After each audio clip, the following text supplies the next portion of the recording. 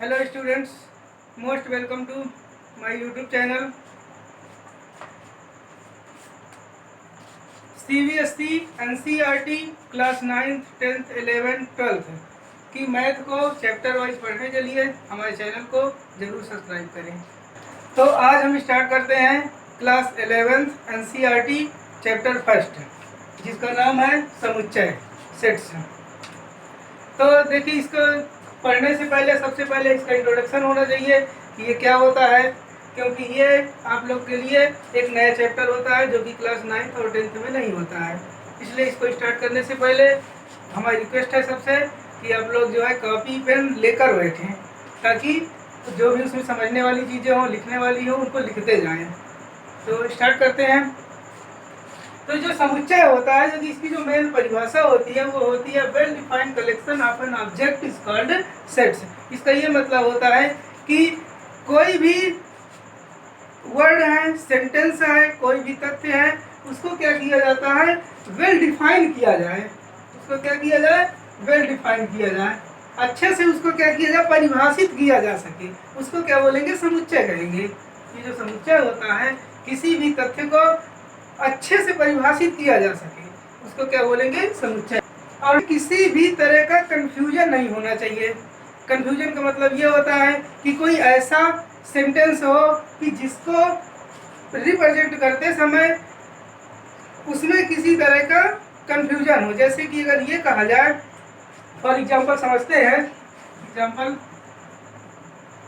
Example ये होता है कि अगर कहा जाए कि आप 1 से लेकर 5 तक के क्या करिए, नेचुरल नंबर्स बताइए,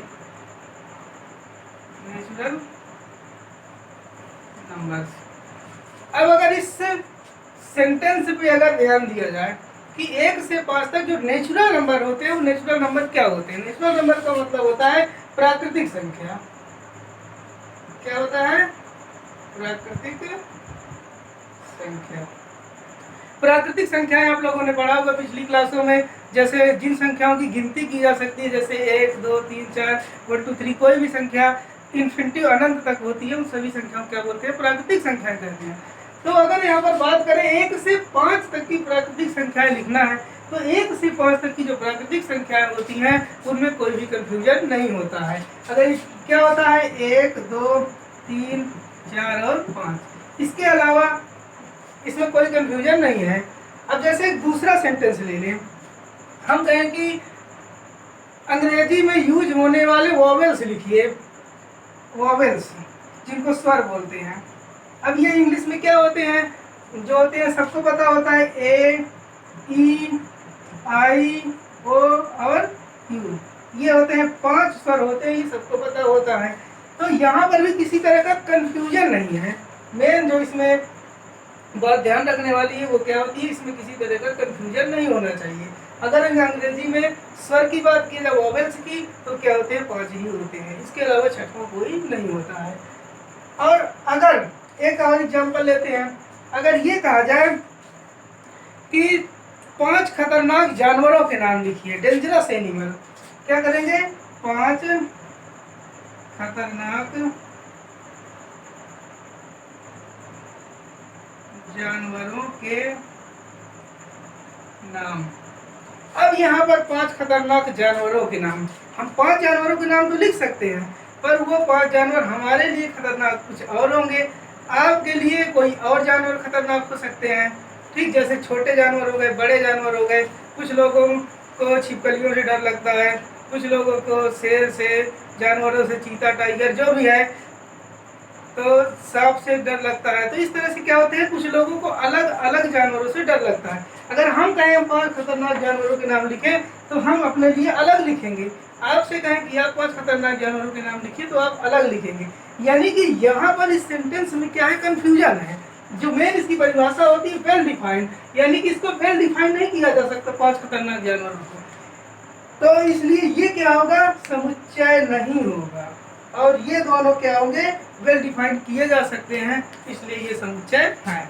तो आई होप आपको समझ आया होगा कि ये जो समुच्चय क्या होता है। एक बार फिर समझा देते हैं। इसमें क्या होता है, जो मेन ध्यान रखने वाली बात है वो ये होती है कि इसमें वेल डिफाइंड होना चाहिए। जो भी सेंटेंस वर्ड या कोई भी डाटा हम लें तो वो क्या होना चाहिए, वेल डिफाइंड होना चाहिए। अगर वो वेल डिफाइंड है तो वो समुच्चय कहलाएगा, अगर वो वेल डिफाइंड नहीं है, उसमें किसी तरह का कंफ्यूजन है तो वो समुच्चय नहीं कहलाएगा। आई होप समझ में आ गया होगा अच्छी तरह से। और इसमें इसके बाद देखिए अगला टॉपिक क्या होता है, इसमें कुछ चीजें और ध्यान रखी जाती हैं। देखिए नो मैटर, इसमें क्या होता है, दो बातें होती हैं जो समुच्चय के लिए मैटर नहीं करती हैं। जैसे एक हो गया ऑर्डर, ऑर्डर यानी कि क्रम। दूसरा क्या होता है,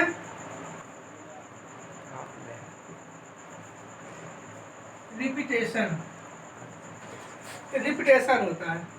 ये दो चीजें इसमें मैटर नहीं करती हैं, एक होता है ऑर्डर, दूसरा होता है रिपीटेशन। यानी कि अगर हम कोई भी डाटा लेते हैं तो उसमें जो उसका ऑर्डर यानी कि क्रम होता है वो मैटर नहीं करता है। यानी कि अगर हम कोई भी, इसको समझते हैं थोड़ा सा, अगर हम कोई भी 5 सेंटेंस ले ले, मान लीजिए कि ए बी सी और डी और ई ले लेते हैं। अब उसके बाद क्या होता है, अगर इनको हम ऐसे लिख दें बी सी डी ए ई ऐसे करके लिख दें, यानी कि इनका क्रम चेंज कर दिया, ऑर्डर चेंज कर दिया गया। यहाँ पर ए बी सी डी था, यहाँ पर बी सी डी ए ई ऐसे करके उनको सीरियल चेंज कर दिया गया। तो यहाँ पर ये मैटर नहीं करता है, इस बात को ध्यान रखना है, क्योंकि चाहे ऐसा लिखे चाहे ऐसे लिखे ये माने नहीं करता है। दूसरी बात होती है रिपीटेशन, ये जो बहुत महत्वपूर्ण है समुच्चय में। रिपीटेशन क्या होता है इसको समझिए। जैसे कि कोई समुच्चय लिखा गया है, उसमें क्या है कि कोई वर्ड अगर बार बार आ रहा है तो उसको एक ही बार लिखा जाता है। जैसे अगर हम बात करें कि 2 3 5 3 6 ऐसे लिखा हुआ है, तो यहाँ पर क्या है, एक वर्ड ऐसा है जिसकी रिपीटेशन हो रही है, 3 यहाँ भी है 3 यहाँ भी है। तो क्या करेंगे, इसको जब नया सेट के फॉर्म में लिखेंगे तो 2 3 5 और 6, और यहाँ पे जो 2 बार 3 था उसको क्या कर दिया गया, हटा दिया गया। ये बात ध्यान रखना है। तो हमने क्या सीखा कि समुच्चय में ऑर्डर मैटर नहीं करता और रिपीटेशन। रिप्रेजेंटेशन ऑफ सेट्स, इस समुच्चय को क्या करते थे, कैसे प्रदर्शित किया जाता है। तो सबसे बड़ी बात जो इसमें समुच्चय में होती है वो क्या होती है, ये ब्रैकेट होता है। ये आप लोग जानते होंगे, ये क्या होता है, इसको मझिला कोष्ठक बोलते हैं। ब्रैकेट होता है ये, जैसे 3 ब्रैकेट होते हैं, एक ये होता है, दूसरा ये होता है, ये होता है, और तीसरा क्या सबसे बड़ा ब्रैकेट ये होता है। तो जिसमें से क्या होता है, इस ब्रैकेट के अंदर समुच्चय को रिप्रेजेंट किया जाता है मझिले कोष्ठक के अंदर। अब उसके बाद इसको दो तरह से रिप्रेजेंट किया जाता है, एक होता है रोस्टर फॉर्म और दूसरा होता है set builder form. Set builder form का मतलब होता है समुच्चय निर्माण विधि। ये एक प्रकार की विधियां हैं दोनों, इनको कैसे रिप्रेजेंट किया जाता है। जो ये रोस्टर फॉर्म होता है, इसमें क्या होता है, जो उसका डाटा होता है, ऑब्जेक्ट्स होते हैं, उनको एक मझले कोष्ठक के अंदर ऐसे कॉमा लगाकर लिखा जाता है, इसको बोलते हैं रोस्टर फॉर्म। अब दूसरी बात आती है सेट बिल्डर फॉर्म। इसमें क्या होता है कि कोई भी ऑब्जेक्ट जैसे ब्रैकेट में लिखा गया है उसको थ्योरेटिकल फॉर्म में, थ्योरेटिकल फॉर्म, उसको क्या किया जाए, थ्योरेटिकल फॉर्म में अगर रिप्रेजेंट कर दिया जाए तो उसको बोलेंगे सेट बिल्डर फॉर्म। जैसे यहाँ पर लिखा हुआ है 1 2 3 4 5। अब इस 1 2 3 4 5 को देख के क्या पता चल रहा है कि ये क्या है, इसको क्या किया जाए, क्वेश्चन के टाइप में लिख दिया जाए। जैसे मान लीजिए हम कहें कि 1 से 5 तक की प्राकृतिक संख्याएं बताइए, तो यहाँ पर 1 से 5 तक की प्राकृतिक संख्या तो ये है, पर इनको क्वेश्चन बना के लिख दिया जाए, यानी कि इस फॉर्म में लिख दिया जाए, थ्योरेटिकल फॉर्म इसको बोलते हैं। तो इसको बोलते हैं समुच्चय निर्माण विधि। फिर एक बार समझिए, जैसे हम कहें कि 1 से 10 तक की सम संख्याएं लिखिए, तो यहाँ पर क्या होती है, सम संख्या इवेन नंबर हम क्या करेंगे, लिख देंगे। जैसे होता है 2 और 4 6 8 और 10, ये हो गया। अब उसके बाद ये तो नंबर्स हो गए, अगर इनको हम ब्रैकेट में कर दें तो ये क्या हो जाएगा, ये रोस्टर फॉर्म में हो जाएगा। पर जो पूछा गया था क्वेश्चन अगर उसको लिख दें तो वो कहलाएगा सेट बिल्डर फॉर्म। यानी कि जो ये लिखा होता है, देखिए हम इसको पढ़ रहे हैं, ये जो लिखा होता है इसमें एक्स सच दैट एक्स, यहाँ पर जो ये अनुपात का चिन्ह होता है इसको क्या बोलते हैं, सच दैट पढ़ते हैं, एक्स सच दैट एक्स। इसका मतलब होता है कि एक्स मीन्स, यहाँ पर एक्स के बारे में बताया जा रहा है, एक्स मीन्स एक्स एक प्राकृतिक संख्या है, नेचुरल नंबर, और जो यक्स है वो डिपेंड कर रहा है इस कंडीशन पे, मेन होता है ये कंडीशन, इस कंडीशन को समझना होगा। ये कंडीशन क्या होती है कि जो यक्स की वैल्यू है वो 3 से बड़ी है और बराबर भी हो सकती है, ये साइन होता है, जैसे इस साइन का मतलब होता है इधर बड़ा इधर छोटा, पर अगर इसके ये भी लग जाए इसका मतलब इधर बड़ा इधर छोटा और बराबर भी होता है, ये क्योंकि बराबर का साइन रिप्रेजेंट कर रहा है। तो यहाँ पर x की जो वैल्यू है वो 3 से बड़ी या बराबर हो सकती है। और दूसरी बात, एक कंडीशन दिया हो गई, दूसरी कंडीशन ये है कि वही x की वैल्यू 8 से छोटी होगी या 8 के बराबर होगी, ये इसकी इस कंडीशन का मतलब है। एक बार फिर बता रहे हैं, जो x is that x, इसका ये मतलब होता है x मीन्स x एक प्राकृतिक संख्या है और वो प्राकृतिक संख्या इस कंडीशन पे डिपेंड कर रही है। तो इसका मतलब जो ये सेट बिल्डर फॉर्म में लिखा हुआ है, इसको हमें अगर रोस्टर फॉर्म में कन्वर्ट करना, जो क्वेश्चन होता है एक्सरसाइज में वो कन्वर्ट करने के लिए होता है। तो कैसे होता है, अगर ये लिखा हुआ है यानी कि इसको पढ़ के जो इसका मीन्स है हम उसको रिप्रेजेंट कर दें, यानी x की जो वैल्यू है वो 3 और 8 के बीच में होगी और 3 और 8 के इक्वल भी होगी। हम इसको ऐसे लिख सकते हैं 3 4 5 6 7 और 8।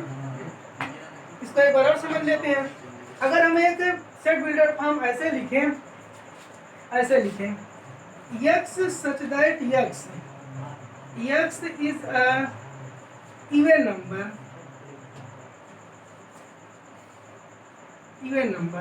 फिर उसके बाद x की कंडीशन दे दिया जाए कि जो x है वो क्या है, 10 से छोटा या 10 के इक्वल होगा, और दूसरी बात 3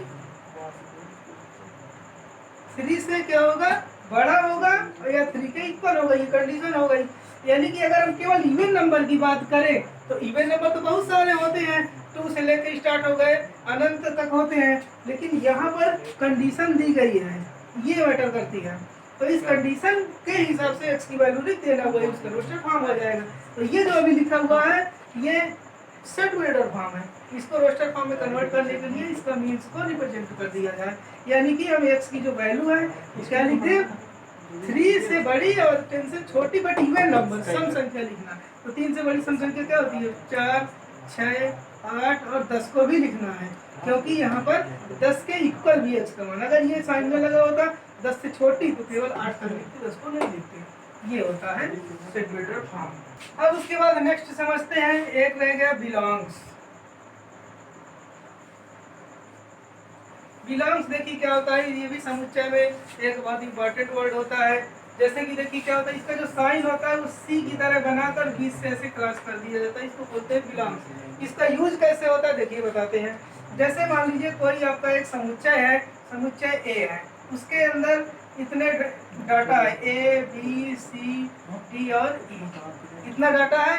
अब इसके बाद यहाँ पर अगर कहा जाए कि जो ए का है, हिंदी में अगर बात करें, ए समुच्चय के अवयव हैं A B C D E, इनको अवयव बोलते हैं, एलिमेंट्स।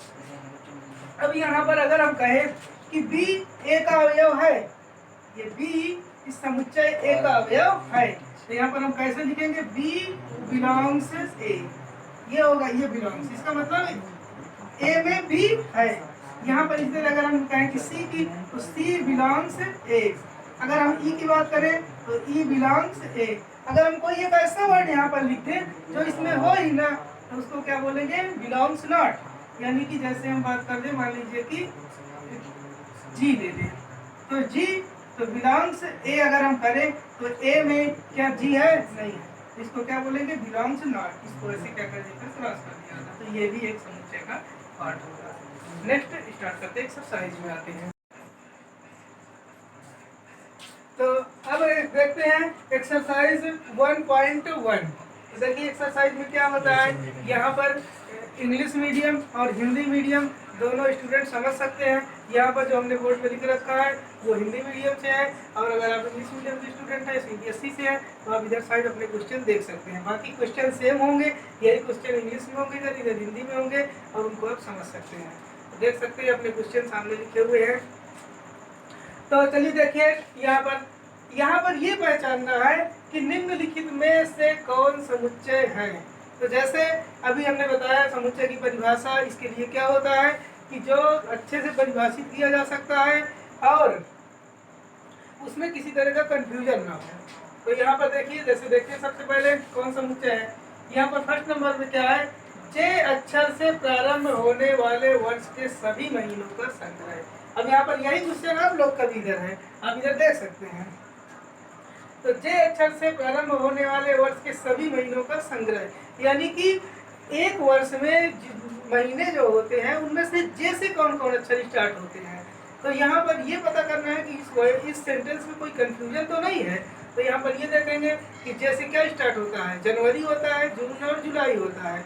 जनवरी, जून, जुलाई 3 ऐसे महीने वर्ष में होते हैं जो क्या होते हैं, जे से स्टार्ट होते हैं। इसलिए ये बात बिल्कुल सही है, इसमें किसी तरह का कोई कंफ्यूजन नहीं है। इसलिए ये सेंटेंस क्या कहलाएगा, ये सेंटेंस समुच्चय कहलाएगा, यानी कि ये सही है, ये कह सकते हैं। नेक्स्ट, भारत के 10 सबसे अधिक प्रतिभाशाली लेखकों का संग्रह। अब यहाँ पर बात आ रही है भारत के सबसे अधिक प्रतिभाशाली लेखक का ये मतलब होता है कि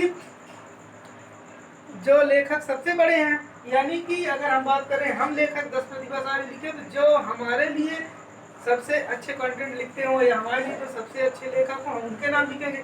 आपके लिए हो तो आप दूसरे नाम लिखेंगे। इसलिए यहाँ पर ये क्लियर नहीं कहा जा सकता कि 10 प्रतिभाशाली लेखक राइटर कौन है, इसलिए ये समुच्चय नहीं होगा। क्लियर। नेक्स्ट, विश्व के सर्वश्रेष्ठ 11 बल्लेबाजों का संग्रह। यहाँ पर इसकी बात करें तो जो 11 बल्लेबाज की बात करेंगे, तो यहाँ पर ये बात भी बिल्कुल कॉन्फिडेंस से नहीं कहा जा सकता कि विश्व के 11 बल्लेबाज कौन हो सकते हैं। किसी को कोई बैटिंग करने वाले क्रिकेटर पसंद होते हैं, किसी को बॉलिंग वाले, किसी को फील्डिंग वाले। इसलिए क्या हो जाता है कि ये फिक्स नहीं है कि 11 कौन ऐसे बल्लेबाज होंगे जो सर्वश्रेष्ठ हों। तो इसका मतलब होगा ये समुच्चय नहीं होगा।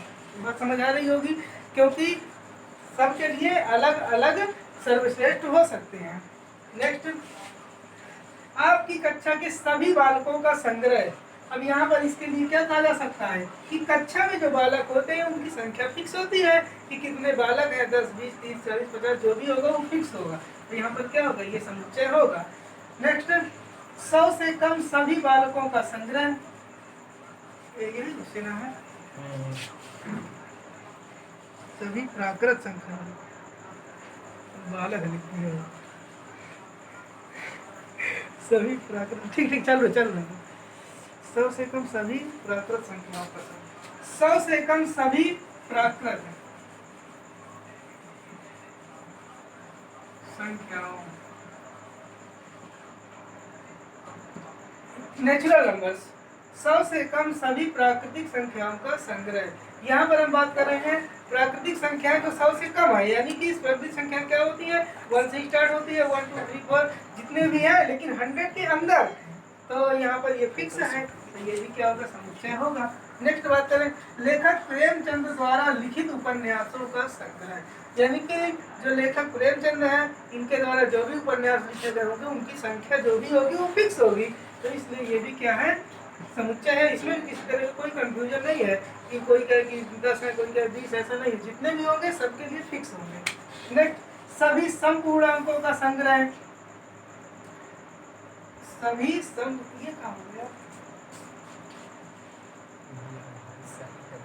है 1.1 का सर्कल नंबर, ये थोड़ी मुझे डाउट हो रहा है। 1.1 का सर्कल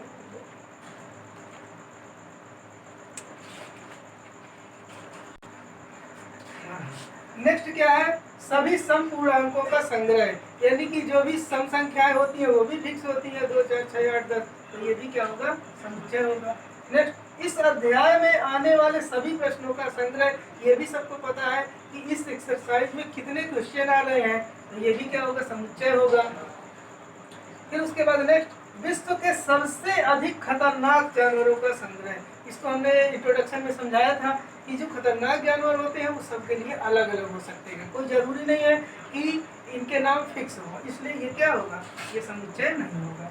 तो इस तरह से आपका पहला क्वेश्चन कवर हो गया है। आप लोग जो सीबीएसई से है उनको देख सकते हैं और इसे मैच करा सकते हैं। सेम यही क्वेश्चन इधर भी होंगे, बट उनकी क्या होगी, थोड़ा सा लैंग्वेज चेंज होगी। नेक्स्ट दूसरा क्वेश्चन देखिए, इसमें क्या है, समुच्चय ए दिया गया है। जो ए समुच्चय, इसके जो एलिमेंट हैं, ऑब्जेक्ट्स हैं, वो ये दिए गए हैं 1 2 3 4 5 6। उसमें आपको क्या भरना है, ये साइन हमने बताया था, ये क्या का साइन होता है, ये होता है बिलोंग्स का और ये होता है बिलोंग्स नॉट। ये कैसे भरा जाता है हमने बताया था, तो चलिए देख लेते हैं। यहाँ पर जो 5 है ए है, इसका मतलब 5 जो है ए का एलिमेंट है, ये कह रहा है। तो इसका क्या मतलब है, ए में हम देखें 5 है क्या, हाँ यहाँ पर 5 है, इसलिए ये क्या होगा, इससे बिलोंग्स करेगा, इसलिए इसमें क्या भरेंगे, बिलोंग्स का साइन भरेंगे। इसी तरह 8 है, ए से बिलोंग्स कर रहा है, यहाँ पर देखेंगे कि ए में 8 है या नहीं है, तो यहाँ पर ए में 8 है क्या, नहीं है, तो यहाँ पर ये क्या हो जाएगा, बिलोंग्स नॉट हो जाएगा। नेक्स्ट 3 नंबर 4 है और यहाँ पर है, तो ये बिलोंग्स कर रहा है, और ये इसमें क्या है, 10 है, और 10 भी क्या है, इसमें बिलोंग्स नहीं कर रहा, तो क्या हो जाएगा, बिलोंग्स। ये हो गया दूसरा क्वेश्चन। अब उसके बाद तीसरा क्वेश्चन देखिए।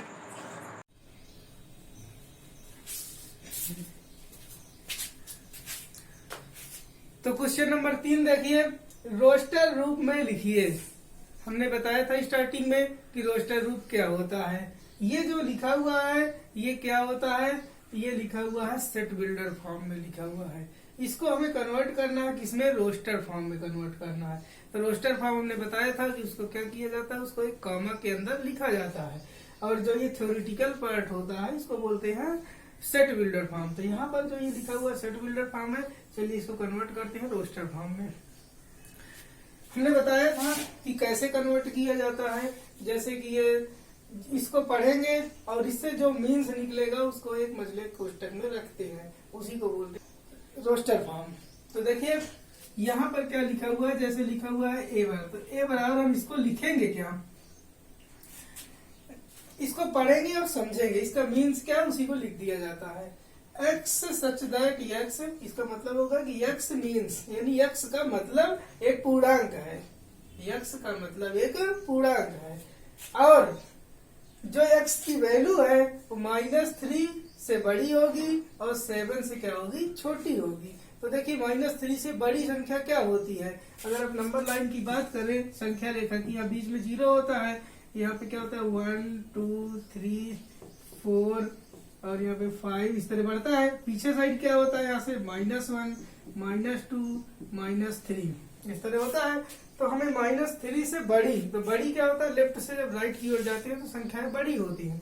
तो यहाँ पर -3 को नहीं लेना है, क्योंकि ये इक्वल का चिन्ह नहीं लगा हुआ है, केवल -3 से बड़ा होना चाहिए। अगर मैं यहाँ इक्वल होता तो इससे -3 को भी लिया जाता।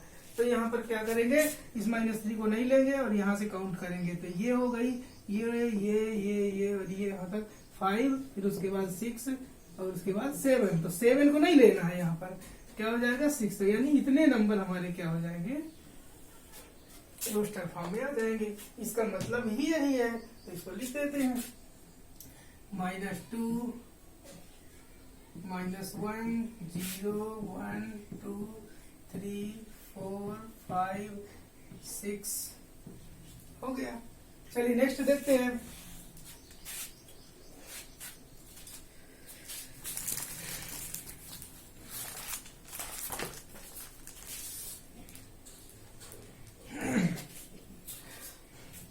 इसमें क्या लिखा गया है, b equal x such that x संख्या 6 से कम प्राकृत संख्या है। बहुत सिंपल है। यहाँ पर क्या है, x का जो मीन्स है वो एक 6 से कम प्राकृत संख्याएं हैं।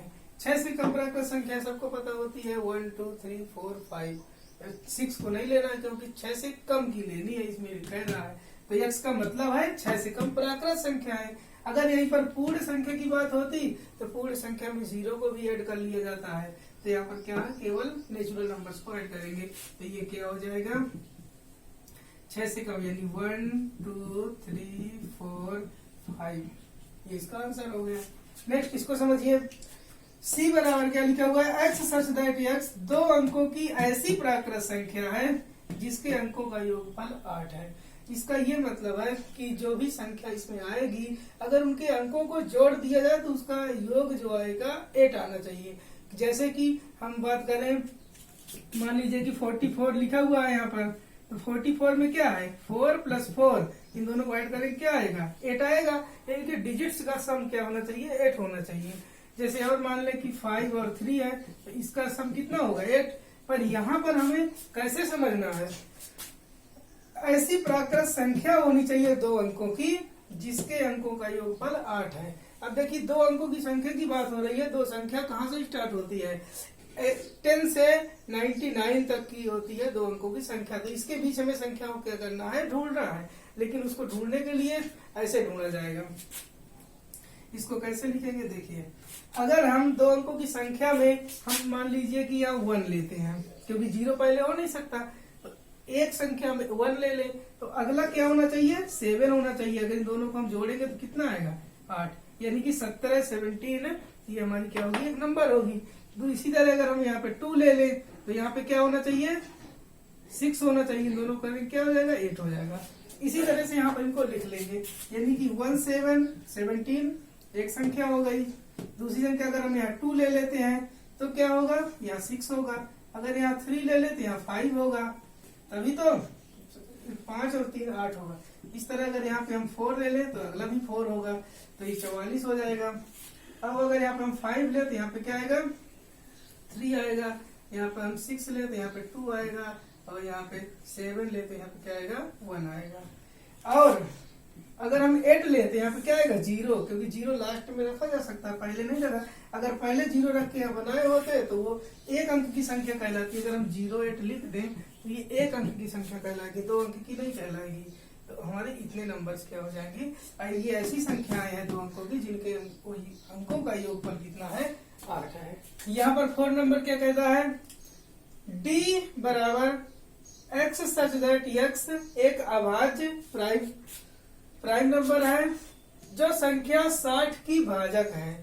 यानी कि x का मीन्स एक अभाज्य संख्या, और वो जो संख्या है वो 60 की क्या होनी चाहिए भाजक होनी चाहिए। ठीक 60 से यानी डिवाइड होना, 60 को डिवाइड करे वो संख्या, ऐसी संख्या होनी चाहिए x। तो देखिए और अभाज्य भी होनी चाहिए, इस बात को ध्यान रखना, इस क्वेश्चन में यही कंफ्यूजन है अभाज्य। तो देखिए अभाज्य संख्या सबको पता होता है कि क्या होता है, हाँ कोई कंफ्यूजन होगा कुछ लोग को तो थोड़ा ध्यान से समझे। जो अभाज्य संख्याएं होती हैं वो 2 से स्टार्ट होती हैं, ना कि 1 से, क्योंकि 1 ना ही भाज्य संख्या और ना ही अभाज्य संख्या है। तो अभाज्य जो संख्याएं होती है वो क्या होती है 2 होती है 3 होती है, यानी कि वो किसी से न कटे, स्वयं से कटे। 2 3 और 5 7 11 13 17 इस तरह से संख्याएं होती हैं। तो चलिए बात करते हैं, यहाँ पर हमें जो लिखना है वो ऐसी संख्याएं लिखना है कि वो अभाज्य होनी चाहिए और वो 60 को डिवाइड भी करे। तो देखिए हम सबसे पहले तो 2 लिख लेते हैं, क्योंकि 2 से क्या होता है 60 डिवाइड होता है।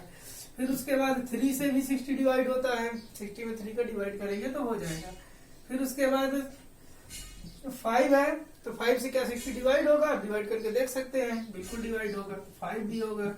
उसके बाद 6 लेना नहीं है, हमें प्राइम नंबर से ही लेना है। तो 6 यहाँ पर है नहीं, 7 है, तो क्या 7 से 60 डिवाइड होगा, नहीं होगा। 11 से भी नहीं होगा, इससे भी नहीं, किसी से। अब इसके बाद कोई भी संख्या ऐसी नहीं होगी कि जिससे 60 डिवाइड हो जाए। 30 से होगा, 15 से भी होता है और 30 से भी होता है, पर 15 जो है वो प्राइम नंबर नहीं है। फिर 15 विषम संख्या है पर वो अभाज्य संख्या नहीं है। इसके बाद 30 होगा जिससे डिवाइड होगा, पर वो नहीं लिखना है क्योंकि वो सब भाज्य संख्या है। हमें चाहिए क्या अभाज्य संख्या, ये हमारी अभाज्य संख्याएं इतनी ही होंगी।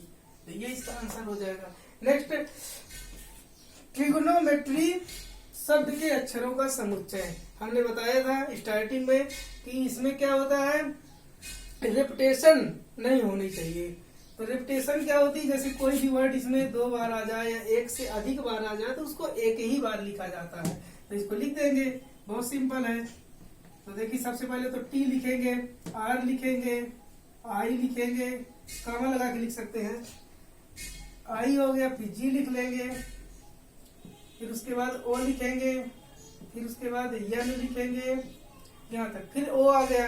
अब दोबारा इस ओ को नहीं लिखेंगे, तो यन के बाद आ जाएगा यम, फिर उसके बाद ई लिखेंगे, ई है तो नहीं, कहीं नहीं है, ई को लिख लेंगे। फिर उसके बाद टी आ गया, तो टी एक बार लिखा जा चुका है, देखिए ये टी है, तो टी को नहीं लिखेंगे। आर आ गया, आर भी लिखा जा चुका है, वाई को लिख देंगे। ये हो गया। हमें उम्मीद है कि आपको जरूर समझ में आया होगा। अब उसके बाद ये जो 6 नंबर है, यह बराबर बेटर शब्द के अक्षरों का समुच्चय। तो इसको आप अपने से करिए और इसको कमेंट बॉक्स में लिखिए। जिसको समझ में आ जाए उसको कमेंट बॉक्स पे लिखिए, ना समझ में आए तो आप पूछिए कमेंट में, तो जरूर बताएंगे इसको। चलिए ट्राई करेंगे, ठीक।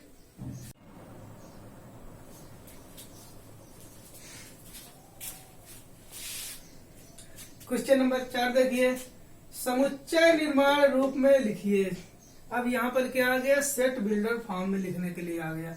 इसके पहले क्या था कि रोस्टर फॉर्म में लिखिए, और वहां पर जो लिखा हुआ था वो किस में लिखा था, सेट बिल्डर फॉर्म में लिखा था। पर अब ये सेट बिल्डर फॉर्म पे इसको कन्वर्ट करना है, और ये लिखा हुआ किस पे, रोस्टर फॉर्म में। तो देखिए जस्ट उसी का उल्टा है। कैसे, अब यहाँ पर इसको देखना है और समझना है कि ये इससे हमें क्या पता चल रहा है। अगर हमसे ये पता चल जाए कि इससे क्या पता चल रहा है इससे, तो उसी को हम क्या करें, यहाँ पर रिप्रेजेंट कर दें। चलिए देखिए समझाते हैं, हमने लिख रखा है पहले से। देखिए ये जो 3, 6, 9, 12, हमें इससे ये पता चलता है कि जो यहाँ पर जो संख्याएं लिखी गई हैं वो सब क्या है, 3 से डिवाइड हो रही है, 3 से डिवाइड हो रही, यानी कि ये 3 है, 3 2 जा 6, 3 जा 9 और 3 4 जा 12, यानी कि गुणांक में आ रही है। जैसे इसमें 1 का गुणा हुआ, इसमें 2 का, इसमें 3 का, इसमें 4 का। अगर 3 की बात करें, 3 गुणे 1, 3 गुणे 2, 3 गुणे 3, 3 गुणे 4, ऐसा लिखा हुआ है। तो हम इसको देखिए कैसे लिख सकते हैं। यहाँ पर लिखेंगे x such that x equal 3n। हमने उस एक संख्या को मान लिया n, यानी कि जो इसका मतलब है, x का मतलब कि 3n है। जहां पर n, यहाँ पर इसको अलग से n को डिफाइन किया गया है कि जो ये n है वो कैपिटल n है। कैपिटल n का मतलब समुच्चय में होता है प्राकृतिक संख्या, नेचुरल नंबर। n का मतलब होता है नेचुरल नंबर, नेचुरल नंबर होता है किसका, इस n का। तो इसका ये मतलब कि जो ये स्मॉल n है कैपिटल n को बिलोंग्स करता है, मतलब ये नेचुरल नंबर है। यहाँ पर ये नेचुरल नंबर है, ये n, इससे ये पता चलता है। तो हम इस n के बारे में क्या इंफॉर्मेशन है कि इस n में कितने का गुणा हो रहा है। n की जगह पे 1 रख दे तो 3 आ जाएगा, यहीं पे अगर 2 रख दे तो 3 2 जा 6, यहाँ पे 3 रख दे 3 3 जा 9 और 3 4 जा 12 आ जाएगा। इसका मतलब इस n की जो वैल्यू है 1 से लेके 4 तक है। तो हमने उसको अलग से दर्शा दिया कि जो n की वैल्यू है ये क्या है, 1 से बड़ी है या 1 के बराबर भी है, ये साइन लगा हुआ है। और इसी तरह 4 है और 4 के छोटी है, तो इसको ऐसे डिफाइन कर दिया गया। तो आई होप समझ में आया होगा। चलिए दूसरा नंबर समझते हैं और अच्छे समझ में आएगा। यहाँ पर ये लिखा हुआ है 2 4 8 16 32। हमें इससे क्या पता चल रहा है, देखिए 2 है, 4 है, 8 है। इसका ये मतलब है यहाँ पे 2 की पावर 1 है, अगर समझा जाए 2 की पावर 1, 2 की पावर 2 है, यहाँ 2 की पावर 3 है, क्योंकि 3 बार लिखेंगे 2 इंटू 2 इंटू 2, 2 दूनी 4 दूनी 8। फिर इस तरह 4 बार है 2 की पावर 4, 2 की पावर 5। ये देखने से पता चल रहा है। तो इसको क्या किया जाता है, कैसे लिखना है, इसको भी लिख दिया गया x सच दैट x 2 की पावर n। जब n क्या है, प्राकृतिक संख्या है, इसको ऐसे डिनोट कर दिया गया बगल में। और जो इस n की वैल्यू है वो कहाँ तक है, देखिए यहाँ पर अगर 1 रखेंगे n की जगह तो 2 1 जा 2, यहाँ पे 2 रखेंगे तो 2 2 जा 4, 3 रखेंगे तो 2 इंटू 2 इंटू 3 टाइम्स, तो क्या आएगा 8, 4 रखेंगे तो ये आएगा, यहाँ पे 5 रखेंगे तो ये आएगा। यानी कि इस n की जो वैल्यू है 1 से लेके 5 तक जा रही है। तो यहाँ पर इसको अलग से दर्शा दिया गया है, n की जो वैल्यू है वो 1 से लेके 5 तक जा रही है और इससे कम है। इसी तरह इसको देखिए 3 नंबर 5 25 125 और 625। इसका ये मतलब है, देखिए क्या पता चल रहा है, यहाँ पर भी सेम इसी तरह है। 5 की पावर 1, 5 की पावर 2, 5 की पावर 3, 5 की पावर 4, ऐसा है। तो यहाँ पर भी x सच दैट x 5 की पावर n लिख दिया गया। अभी ये n जो है नेचुरल नंबर है, प्राकृतिक संख्या। प्राकृतिक संख्या क्या होती है? 1 से होती है, पर कहाँ तक है उसकी लिमिटेशन यहाँ दे दिया गया। यहाँ पर हमने 1 रखा तो ये आया, 2 रखा तो ये आया। यहाँ 5 पावर 3 करेंगे तो 125 आएगा, 5 पावर 4 करेंगे तो ये है। इसका मतलब जो इस n की वैल्यू है 1 से लेके 4 तक है। तो n की वैल्यू 1 से लेके 4 तक है। नेक्स्ट देखिए 4 नंबर, ये लिखा है 2, 4, 6 और डॉट डॉट, इसके आगे कुछ नहीं लिखा हुआ है। इस तो यहाँ से क्या पता चल रहा है कि 2, 4, 6 और तो इसमें ज्यादा कुछ नहीं है, बस ये क्या है सम संख्या है, इवन नंबर्स हैं और ये क्या है डॉट डॉट अनंत तक जा रहे हैं। तो इनको सीधे से कह दिया गया कि x सच दैट x एक सम प्राकृतिक संख्या है। तो प्राकृतिक संख्या है नेचुरल नंबर्स, पर ये क्या है सम है, इसमें ये कंडीशन लगा दी गई है। नेक्स्ट 1, 4, 9 और डॉट डॉट 100, इसमें लिमिटेशन दी गई है कि 100 तक है। अब ये क्या है इसको समझना होगा। अगर आप क्लास 11 में मैथ लेके रखे हैं तो इसका ये मतलब होगा कि आपको मैथ आती होगी। अगर मैथ आ रही है तो इसमें देख के ये पता चलना चाहिए कि ये क्या कह रहा है। देखिए यहाँ पर ये इससे ये पता चल रहा है कि 1 है, फिर 4 है, फिर 9 है। ये कुछ ऐसे डिजिट्स होते हैं मैथ में जिनको देख के पता चल जाता है कि ये क्या है। ये है स्क्वायर, जैसे 1 का स्क्वायर, 2 का स्क्वायर, 3 का स्क्वायर, ये क्या है 10 का स्क्वायर 100। तो देखिए x such that x equal हमने लिख दिया n स्क्वायर, क्योंकि यहाँ पे स्क्वायर फॉर्म में सब चल रहा है तो n स्क्वायर लिख दिया गया। अब यहाँ पे जो ये n है किसका स्क्वायर है? यहाँ 1 का स्क्वायर रख सकते हैं हम, 2 का स्क्वायर करेंगे तो ये आएगा, मतलब इस n की जगह रखेंगे नेचुरल नंबर ये, तो n की जगह 1 रखेंगे, 1 का स्क्वायर ये आएगा, इसी n की जगह 2 रखेंगे तो 2 का स्क्वायर करेंगे तो ये आएगा, 3 रखेंगे यहाँ 3 का स्क्वायर करेंगे तो 9 आएगा, और डॉट डॉट क्या आएगा 10 का स्क्वायर करेंगे तो 100 आएगा। तो हमारा जो इस n की वैल्यू है 1 से लेकर 10 के बीच में है, इसको ऐसे डिनोट कर दिया। नेक्स्ट क्वेश्चन, क्वेश्चन नंबर 5 देखिए। क्वेश्चन नंबर 5 में क्या है, सूचीबद्ध कीजिए, मतलब इनको रोस्टर फॉर्म में लिखना है। तो क्या है, x सच दैट x एक विषम प्राकृतिक संख्या है। अभी आपने जस्ट पिछले क्वेश्चन में सीखा है कि हमें यहाँ पे क्या लिखना है, विषम संख्या लिखना है। अब विषम संख्याओं की लिमिटेशन नहीं दी गई है कि कहाँ से कहाँ तक की लिखनी है। तो विषम संख्याओं को हम कैसे कर सकते हैं, उनको हम ऐसे लिख सकते हैं।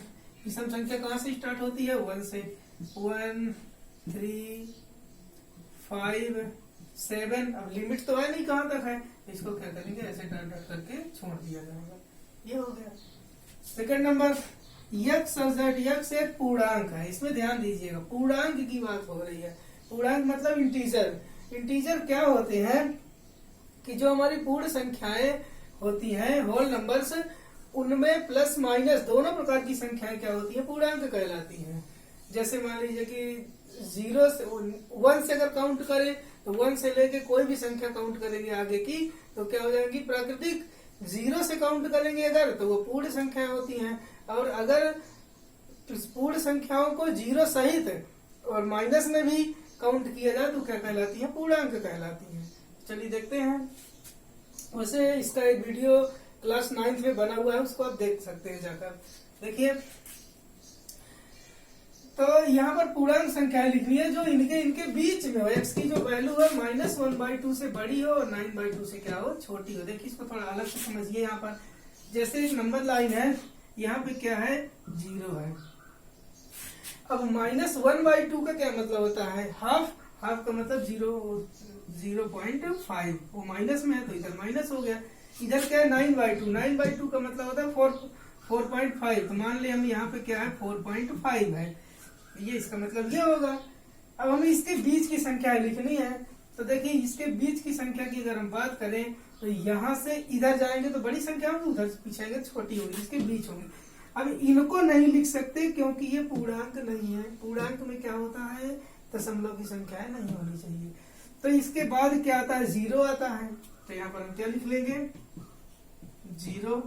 फिर उसके बाद यहाँ क्या आएगा, 1 आएगा, 2 आएगा, 3 आएगा, 4 आएगा, फिर 4 के बाद 4.5 आएगा।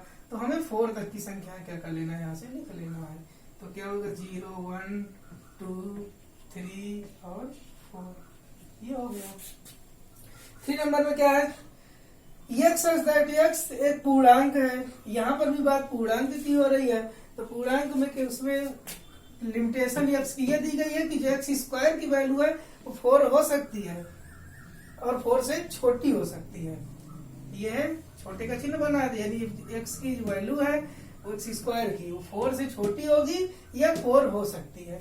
तो देखिए इसमें क्या लिख सकते हैं, अगर हम 1 का स्क्वायर करें तो क्या आएगा, 1 आएगा, 2 का स्क्वायर करेंगे तो 4 आएगा, और अगर 0 का स्क्वायर करेंगे तो 0 आएगा, और इसके अलावा भी दो संख्याएं और होंगी जिनका स्क्वायर करेंगे तो इससे कम ही आएगा।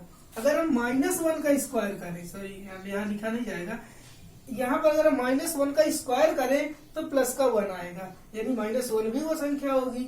-2 का स्क्वायर करें तो ये भी क्या आएगा, प्लस का 4 आएगा। तो हमारी इतनी नंबर्स ऐसी होंगी जिनका स्क्वायर करेंगे तो 4 या 4 से कम आएगा। 4 नंबर देखिए, D बराबर x such that x loyal शब्द का एक अक्षर है। ये तो आपको अच्छी तरह आता होगा क्योंकि पिछले पढ़ चुके हो। इसमें क्या है, किसी भी अक्षर को दोबारा इसमें नहीं लिखना है। जैसे क्या हो जाएगा, पहले L लिख लेंगे, O लिख लेंगे, Y लिख लेंगे और A लिख लेंगे, फिर ये I L आ रहा है तो L को दोबारा नहीं लिखेंगे क्योंकि एक बार लिखा जा चुका है। बहुत सिंपल था। ई नंबर देखिए, x सच दैट x वर्ष का एक ऐसा महीना है जिसमें 31 दिन नहीं होते हैं। यहाँ पर ऐसे महीनों के नाम आपको लिखना है जिसमें 31 दिन नहीं होते। ये तो वैसे सबको आ जाएगा बहुत ही आसानी से, जिसमें 31 दिन नहीं होते हैं। तो जनवरी में तो होते ही हैं, फरवरी में नहीं होते हैं, फरवरी हो गया, फिर मार्च में होते हैं, अप्रैल में नहीं होते हैं। इस तरह से आप लिख सकते हैं इसको। फिर उसके बाद F number, x such that x अंग्रेजी वर्णमाला का एक ऐसा व्यंजन है जो k से पहले आता है। यहाँ पर क्या है, x का जो वैल्यू है वो क्या है, जो अंग्रेजी के अक्षर होते हैं उनमें से वो अक्षर जो k से पहले आते हैं, पर वो क्या होना चाहिए, व्यंजन होना चाहिए, कॉन्सोनेंट। क्या होना चाहिए, कॉन्सोनेंट। यानी कि हम क्या करेंगे, पहले सबसे पहले k से पहले की बात हो रही थी, a है, तो a यहाँ पर क्या होता है, वोवेल्स होता है। तो a को यहाँ नहीं लिखेंगे, क्या लिखेंगे, b c d, फिर आ रहा है ई, तो ई क्या होता है, वोवेल होता है, ई नहीं लिखेंगे, एफ, फिर उसके बाद जी एच, फिर होता है आई, तो आई क्या होता है, वोवेल होता है, तो एच के बाद आई, फिर उसके बाद जे और के, तो के को नहीं लिखेंगे क्योंकि के से पहले जो आते हैं उनको लिखना है। तो ये हो गया। उसके बाद क्वेश्चन नंबर 6 देखिए, इसमें क्या है, सही मिलान करना है, मैचिंग करवाना है। ठीक, तो देखिए इसको हम समझा दे रहे हैं, बुक में ही समझा दे रहे हैं। इसमें क्या है, आपको ये वाला पार्ट पढ़ना है और इसकी मदद से इसमें मैच करा देना है। देखिए सबसे पहले x सच दैट x एक अभाज्य संख्या है और 6 की भाजक है। तो देखिए यहाँ पर अभाज्य का मतलब होता है प्राइम नंबर जो किसी से ना कटे, और 6 से क्या होना चाहिए, 6 डिवाइड होना चाहिए। तो यहाँ पर क्या होगा, ये वाला पार्ट होगा। देखिए 2 से 6 डिवाइड होता है और 3 से, और दोनों क्या है, अभाज्य संख्या है। तो फर्स्ट वाला सेकंड से क्या हो जाएगा, मैच हो जाएगा। उसके बाद x सच दैट x संख्या 10 से कम विषम प्राकृत संख्या है। तो 10 से कम विषम प्राकृत संख्याएं कौन कौन सी होती है, ये हो गई 1 3 5 7 9, ये सब 10 से कम है। तो इसको बी नंबर को 4 नंबर से मैच करा देंगे। उसके बाद x सच दैट x एक प्राकृत संख्या है और 6 की भाजक है। यहाँ पर क्या है, ये है, फर्स्ट नंबर से इसको मैच करा देंगे, सी नंबर को। फिर उसके बाद मैथमेटिक्स, डी नंबर क्या हो जाएगा, मैथमेटिक्स का एक अक्षर है। तो देखिए इसको 3 नंबर से मैच करा देंगे। इसमें क्या है कि कोई भी नंबर दोबारा रिपीट नहीं होगा, आप देख सकते हैं ये।